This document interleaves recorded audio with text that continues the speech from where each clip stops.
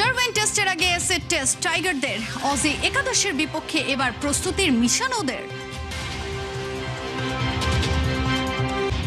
এবার Irish Luis ওয়াটসনে তাকিয়ে football federation, জন্ম নিবন্ধন হলেও পাসপোর্টেই আটকে বাকি সব মিশন।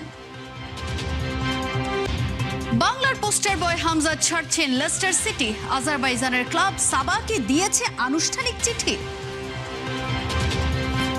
এবারে ক্রিকেট, ডারউইন টেস্টের আগে টাইগারদের টেস্ট পরীক্ষা। বৃহস্পতিবার 3 দিনের প্রস্তুতি ম্যাচে মাঠে নামবে নাজমুল শান্তরা। প্রতিপক্ষ অস্ট্রেলিয়া একাদশ। প্র্যাকটিস ম্যাচ হলেও ক্রিকেটাররা বেশ সিরিয়াস। পেসার হাসান মাহমুদ বলেছেন, প্রস্তুতিটা ভালো হচ্ছে। কন্ডিশনের সঙ্গে কতটা মানিয়ে নিয়েছে দল প্রস্তুতি ম্যাচে সেটা নাকি বোঝা যাবে। ডারউইন টেস্ট শুরুর আগে টাইগারদের এসিড টেস্ট, অস্ট্রেলিয়া একাদশের বিপক্ষে প্রস্তুতি ম্যাচ।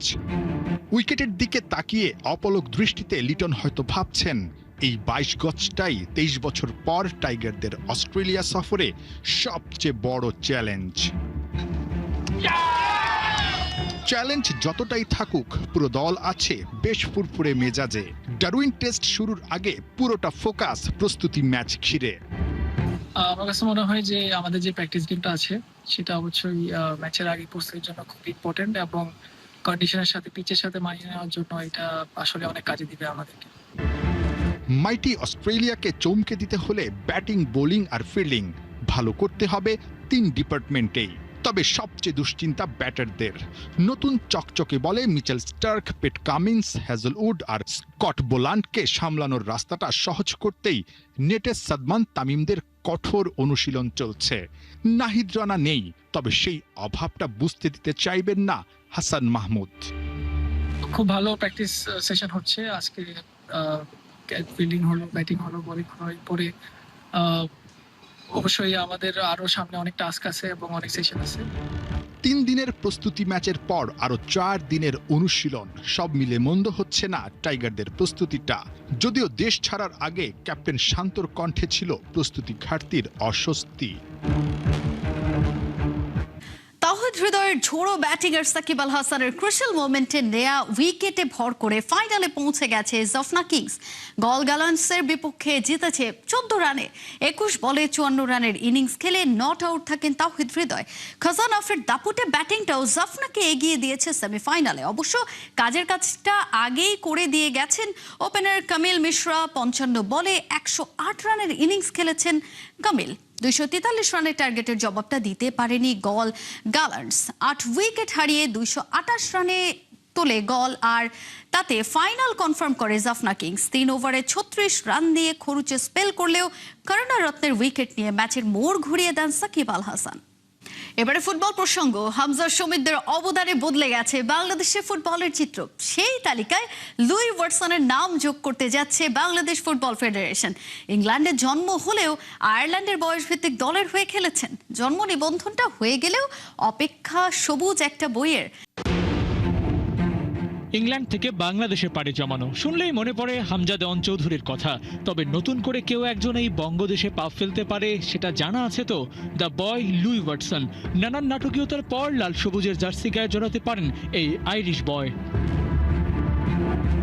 ইংল্যান্ডের জন্ম, কিন্তু জাতীয়তা এখন আইরিশ, কারণ দেশের হয়ে খেলার স্বপ্ন থেকে বদল এনেছিলেন ন্যাশনালিটিতে। ইংল্যান্ড ও আয়ারল্যান্ডের বয়সভিত্তিক দলের হয়ে খেলেছিলেন, কিন্তু জাতীয় দলের টিকিটটা পাওয়া হয়নি। ব্যাপারটা লুই ওয়াটসনের জন্য মন খারাপের হলেও বাংলাদেশের জন্য এটাই সুযোগ। ওকে ফেরাতে পারলে উন্নতিটা লাল সবুজেরই হবে, কিন্তু একটা বাধা ঠিকই আছে, সেই পথ পাড়ি দেওয়া মোটেও সহজ না। আমি লুই ওয়াটসনকে প্রথম টেক্সট করি হোয়াটসঅ্যাপ মেসেজে, জেমি রেফারেন্সে। ওর সাথে সাথে উনি আমাকে গেট ব্যাক করে, বাট উনি বলেন যে উনি তখন ট্রেনিং খুব ব্যস্ত, ভেরি সুন উনি আমাকে সময় দেবে, আমার সাথে কথা বলবে। অ্যান্ড ওই কমিউনিকেশন চলতে চলতে 11 জানুয়ারিতে, অলমোস্ট 1 মাস পরে ফাইনালি তার সাথে আমার কথা হয়। We had a lovely long discussion. মিডফিল্ডে হামজা আসার পর বাংলাদেশ যেভাবে বেনিফিটেড হয়েছে, সেই একই জায়গায় লুই ওয়াটসনের মতো প্লেয়ারদের সার্ভিস নিতে পারলে মাঝে মাঠে শক্তিটা আরও বাড়বে। ইংল্যান্ড, আয়ারল্যান্ডের মতো দেশে ফুটবল চর্চাটা হয় উন্নত মানের। লুই ওয়াটসনের দীক্ষাটা তো সেখান থেকেই নেওয়া, তাই ওর ইনক্লুশনটা বাংলাদেশকে এনে দিতে পারে সাফল্য। বাট উনি যেটা বলেন যে দেখো, আমি সিরিয়াসলি কনসিডার করছি বাংলাদেশে খেলার জন্য, বাট এই মুহূর্তে I am not sure. So ওই জন্য এই অ্যাপোলোজাইজ যে একটু সময় নিয়ে তোমার সাথে কথা বলছি আমি। তো আমি ওনাকে বললাম যে দেখেন, আমি তো ফেডারেশন, আমরা তো চাবই এদেরকে অ্যাট্রাক্ট করার জন্য, মোটিভেট করার জন্য। তখন আমি ওনাকে বললাম যে দেখুন, ইউ টেক ইউর টাইম, কোনো অসুবিধা নেই, but if you permit me, আমি তোমার কিছু প্রাইমারি কাগজগুলি করে নিই, বিকজ তোমার root is through your grandfather, এটা আমার একটু সময় লাগবে, ডু ইউ মাইন্ড আমি সেই কাজটা তোমার অনুমতি নিয়ে করতে পারি নাকি? So he was very professional. উনি তখন সাথে সাথে বলেন যে হ্যাঁ, অফকোর্স আপনি করে ফেলেন এটা। 4th of March, if I'm not wrong, 4th অথবা 5th of মার্চে তার বার্থ সার্টিফিকেট পেয়ে যায়। So his birth certificate is done actually. Origin player ব্যবহার করে বিশ্বের বড় বড় দেশগুলো তাদের ফুটবলে উন্নতি করেছে। সেই লক্ষ্যে কাজটা বাফুফেও করছে। তবে নির্দিষ্ট কোনো একটা টিম দরকার কিনা যারা অরিজিন প্লেয়ার খোঁজ করে প্রসিডিওর মেনটেন করে জাতীয় দল অবধি নিয়ে আসবেন, সেটা সামনে রেখে কোনো প্ল্যান কি করেছে বাফুফে? স্কাউট ইভেন্ট করতে পারে নাকি ইউরোপে, বিকজ যেটা হচ্ছে প্রোঅ্যাক্টিভলি অনেকে আমার সাথে যোগাযোগ করছে, কিংবা আমরা অনেকে খোঁজ পাচ্ছি, তখন হয় আমি যোগাযোগ করছি। যদি আমি দেখি ইউথ টিম, ওটা আমি জেরাটকে দিয়ে দিই, সামিদ কাসিমকে দিয়ে দিই, আন্ডার-20। সিনিয়র টিম হলে আমি কোচের সাথে কথা বলে আমরা আলাপ করি। সো এই জিনিসটা তো চলমান, বাট আমাদের খুব ইচ্ছা আছে আগামী সামারে একটা প্রপার ক্যাম্প করার জন্য। এবং আমি এক্ষেত্রে একটু বলতে চাই, আমাদের ইউথ টিমের কিন্তু অলরেডি আমরা প্রায় আমাদের 5 জন প্লেয়ার এখন আছে অলরেডি। এর বাইরে আরো if I am not wrong 5 থেকে 7 জন প্লেয়ার কিন্তু একটা পুল করে ফেলেছি। সাফ টুর্নামেন্টে বেশ কয়েকটা নতুন নাম যোগ হতে যাচ্ছে। অরিজিন প্লেয়ারদের ইনক্লুশন ঘুরিয়ে দিতে পারে সব হিসেব নিকেশ। গ্রীষ্মকালীন দল বদলের বাজারে এখন হট কেক বাংলার পোস্টার বয় হামজা চৌধুরী। এরই মাঝে গুঞ্জন উঠেছে লেস্টার সিটি ছেড়ে আজারবাইজানের ক্লাব সাবা এফসিতে যোগ দিতে যাচ্ছেন 28 বছর বয়সী ফুটবলার। আজারবাইজানের ক্রীড়াভিত্তিক সংবাদ মাধ্যম অফসাইড প্লাসের প্রতিবেদন অনুযায়ী ব্যক্তিগত শর্তে সাবা এফসির সঙ্গে সমঝোতায় পৌঁছেছেন হামজা চৌধুরী।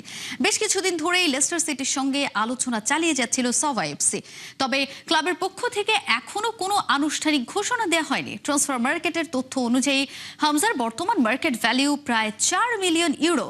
সবকিছু চূড়ান্ত হলে নতুন মৌসুমে সাবা এফসির জার্সিতে খেলতে দেখা যাবে হামজা চৌধুরীকে। এর আগে 2024-25 মৌসুমে ধারে ইংলিশ ক্লাব শেফিল্ড ইউনাইটেডের হয়ে খেলেছিলেন হামজা চৌধুরী। মোহাম্মদ সালা জার্নি সবচেয়ে বড় সাইনিংয়ে দেশটা এখন উৎসবের আমেজে ভাসছে। তবে এর মধ্যেও মিস্ট্রিয়াস সালা হাজির একটা মিস্ট্রি বক্স নিয়ে।